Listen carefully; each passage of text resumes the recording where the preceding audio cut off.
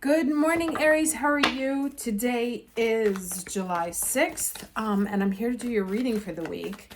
It's funny, actually, as I sat down to do this, I'm a little late today. A thunderstorm finally started happening. We've been hoping, praying for rain for a couple of weeks now because it's just been so insanely hot in Europe, like 36, 37 degrees Celsius every day.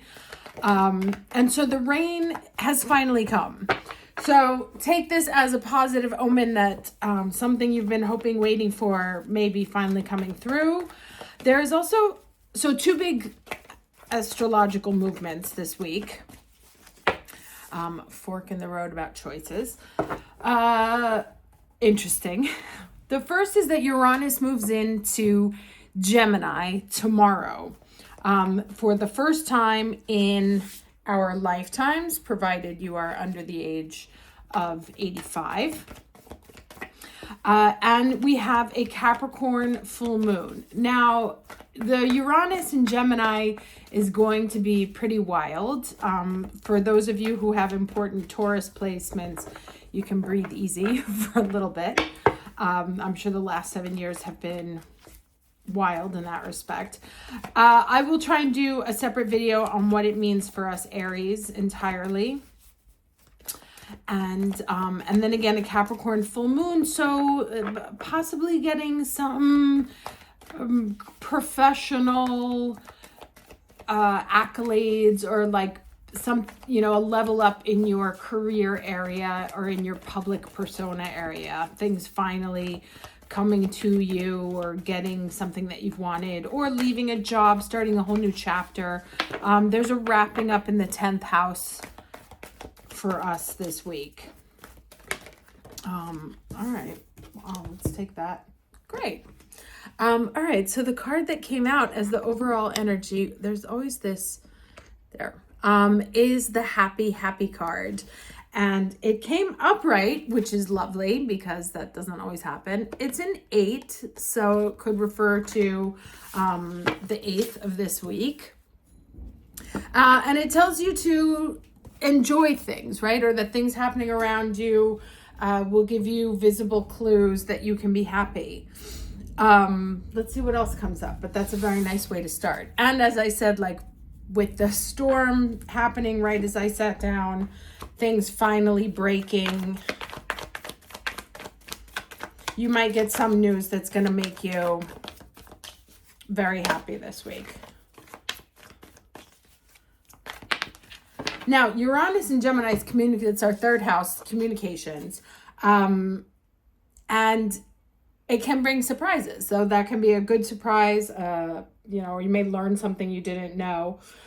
Here we have the 6 of Swords. So talking about the burden, this is in the challenge position. And it's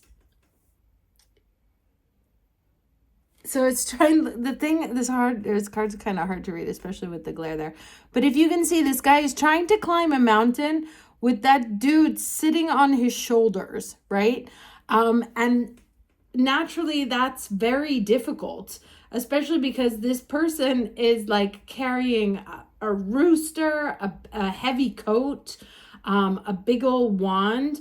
So you may have been feeling that life has been an overwhelming, and I would be right there with you, or some aspect of your life has been just an overwhelming uphill battle.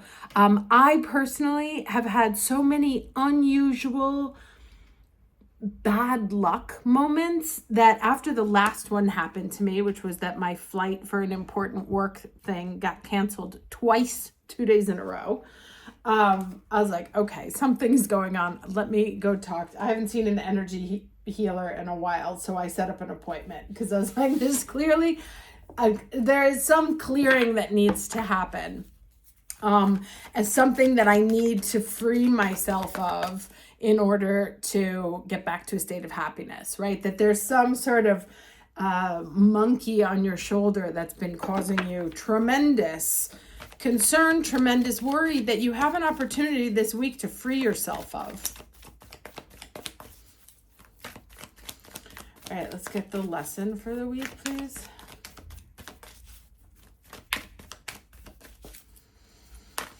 So yeah, you may have an opportunity to shed a burden, or you get some news in that takes a giant weight off your shoulders and allows you to be happy. Or perhaps after struggling, again, remember I said there's Capricorn moon, Capricorn very much associated with the mountain, that just getting the thing that you've actually made it to the top of the mountain. So something that you've been struggling with for a long time, or some uphill battle that you've been dealing with for a long time, is finally you are getting to the summit of it and able to see things from a different point of view, and just freed from some of the weight that you've been carrying for so long.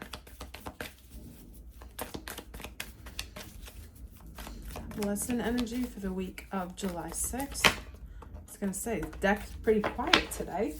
What do we have here? Stillness. Lovely. Okay. So in freeing yourself from whatever's been weighing very, very heavily on your shoulders to a ridiculous point, right? It's been so ridiculously heavy. And you are finally able, either energetically, physically, emotionally, spiritually, whatever it is, monetarily, able to free yourself from that burden to get to a place of wholeness, stillness, and peace. This is very nice energy here. Now, you too, if you are like me and have been having some very bizarre energy around you that you're just like, what the actual fuck? I would suggest, if possible, if you can afford to set up a session with an energy healer, seek one out. I don't usually make recommendations because I do believe that you find the right one for you. And that's the beauty of the internet. So, you can have a search there for energy healers, or there's some really great people on the internet that you can take a look at on YouTube.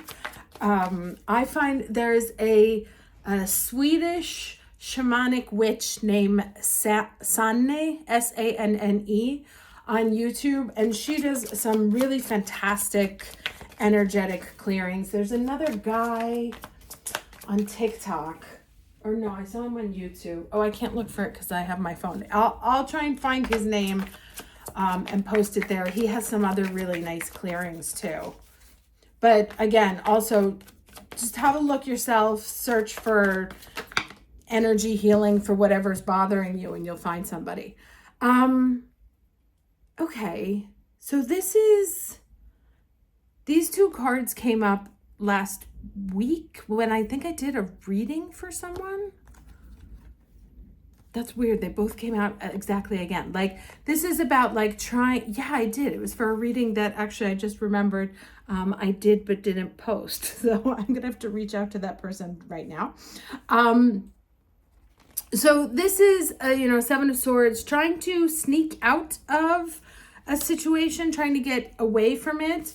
Something leaving you, and then you questioning your options here, or having put things down.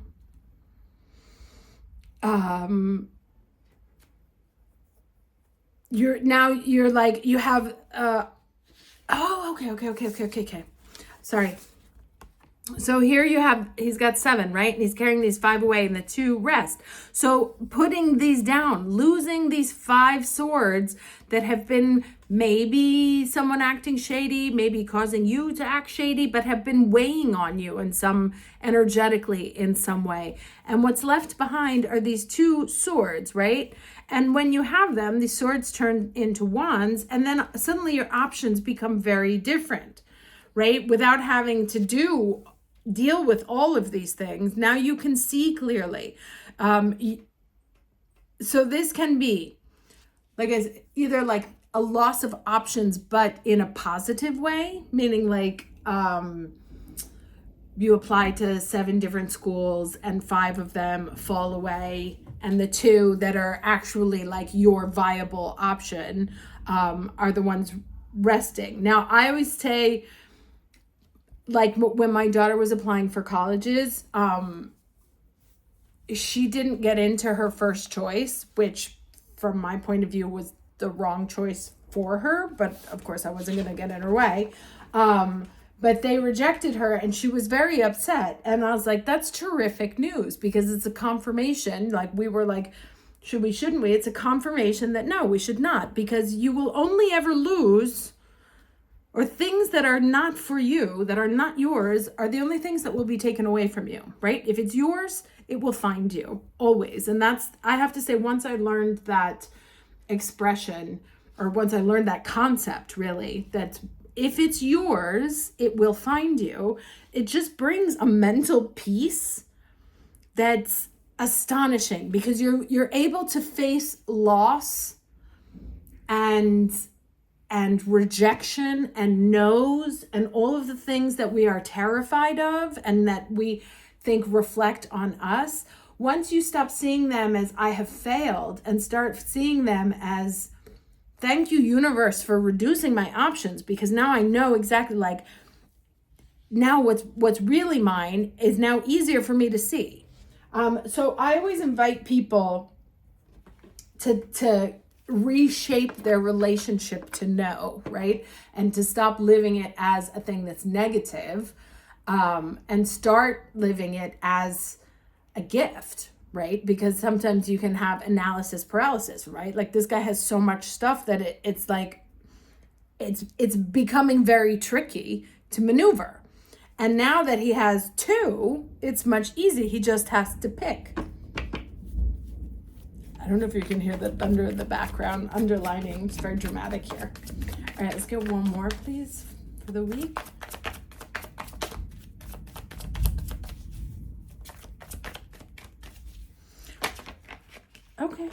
Okay. I like both those cards. They can fall out. Let me see if there's another one under here.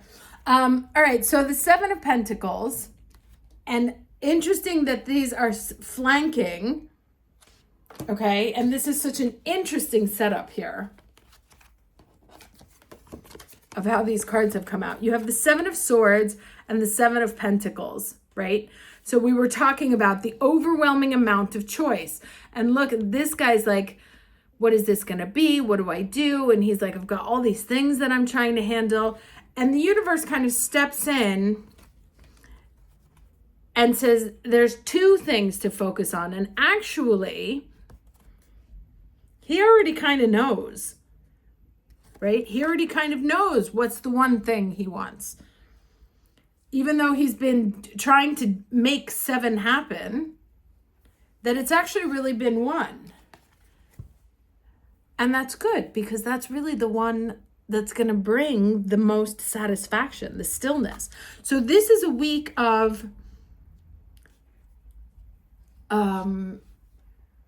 what's it called? Paring down, right? Where it can look like loss, but it's really just a falling away of unviable options. Leaving the one that will make you happy and leaving the one that makes you happy. So a clearing away of burdens. Should I, shouldn't I? What if I do this? What if I do that? Should I move here? Should I move there? Well, I could also do this. I could also do that, etc., etc. And then this happens, that happens, this happens, that happens, this happens, that happens. And you're left with one option. Now, again, our human brain experiences can be like, oh, I got rejected from 6 colleges. You didn't get rejected. I mean, yeah, you were told by the universe that you actually have one option that's for you. How much clearer of a communication could you ask for? Now, we have, as humans, we tend to focus on the things we didn't get as opposed to the things that we did get, which is why I say here you want to shift your relationship to how you receive news or falling away of things. And one of the advice I always give to people that I read for is never chase something that's trying to walk out of your life, right? If it's trying to leave you, there's a reason. All right, let's get one last piece of advice here. Last piece of advice for the week, please. So yeah, a week of falling away. Oh, it slipped right out underneath there. All right, so Okay, what did I say before also? I said, right? You know which is the one for you. Oh, there's 2 cards. Fun. Okay, so the wisdom, Sophia, divine wisdom, right? And I'll read that in a second. But behind the divine wisdom is the card of beauty. And so, like I said, when I was showing you this card, right? You already know what it is. And it's the thing that makes you the most happy. It's the thing that brings you this sense of light. Oh, and look, I put my blue sweater on today. What a color coordinated final screen. Yeah, so you already know what's going to make you happy, even if you have been entertaining multiple options, right? You already know what the one thing is. And this kind of follows on from what I was saying last week, that you can't get what you want until you stop saying yes to what you don't want. Now, let's go ahead and read these 2 here. I'll start with Sophia and the Divine Wisdom. I have to put my glasses down, otherwise I'm never going to be able to see this. Okay, human wisdom comes from personal experience, but divine wisdom is unknown to our life experience. When we ask for help, we are asking for guidance from a source greater than us, a great unknowable mystery. When we receive it, it's often life-altering, amazing, and affects us in ways beyond our comprehension. The Gnostic goddess Sophia, who brought the material world into being, arrives to show you how fate and destiny operate in relationship to synchronicity. When you least expect it, opportunities and meetings spring up as if out of nowhere. Your life begins to work out, and you sense your alignment with a higher purpose and power. Trust you are divinely protected and directed. Practice the act of faith before results. Okay, and then let's read this other one, beauty.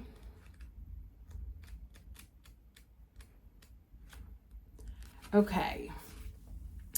You are at your most lovely when you are being yourself. The Japanese goddess of beauty, Benzaiten, reminds you that knowing, accepting, and honoring yourself as a spiritual being in a physical body requires self-care. Now is the time to support yourself by surrounding yourself with beauty and choosing to see its power in every aspect of your life. If you can commit to doing that, you will be amazed at how much more beauty arises to greet you. Open your eyes to the wonder everywhere, even in the most unexpected places. Beauty awaits to be discovered. Consider this before you turn away from a person, place, or thing. Beauty is everywhere.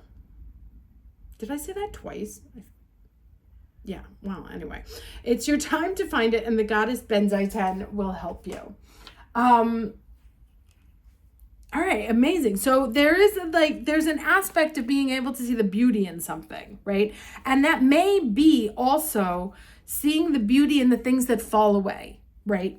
And not treating your quote unquote only option as like a safety school, but as the right school for you. Right. And that's just the analogy that keeps coming up here, that we can be so focused on like, oh, I have to be a Princeton girl, right? I'm going to be a Princeton girl, like maybe your parents raised you that way or whatever. There's some sort of idea that's been hammered into your head for a very long time about you having to do, be, or have. That may or may not be for you. And so when it doesn't come through, or, you've had this pursuit of trying to achieve it for so long, and it may or may not happen. But if it doesn't happen, it's because it wasn't yours to begin with. And so instead of looking at what happens as the backup plan, right, or the only thing you could get, or the well, this isn't what I wanted, but it's better than nothing, to actually see it in a very different light and be like, this was what's really for me. The other stuff that fell away was not. I was chasing it because there were different things that, there's childhood conditioning, or, maybe it was just like, let me try and do this. But when things fall away or when things leave you, it's not a sign of you're not good enough, which is how we tend to internalize it, so much as it's not yours. And if it's something that you have, it's not yours anymore. It's time for you to have something else, be something else, do something else. And so it's a question of evolution. And so seeing the beauty in the options falling away, and revealing, finally getting info pared down to see what is the right next step for you is a gift. So love that and love the energy here. Wishing you guys a terrific week, and I will see you next Saturday. Take care. No, Sunday. Sorry.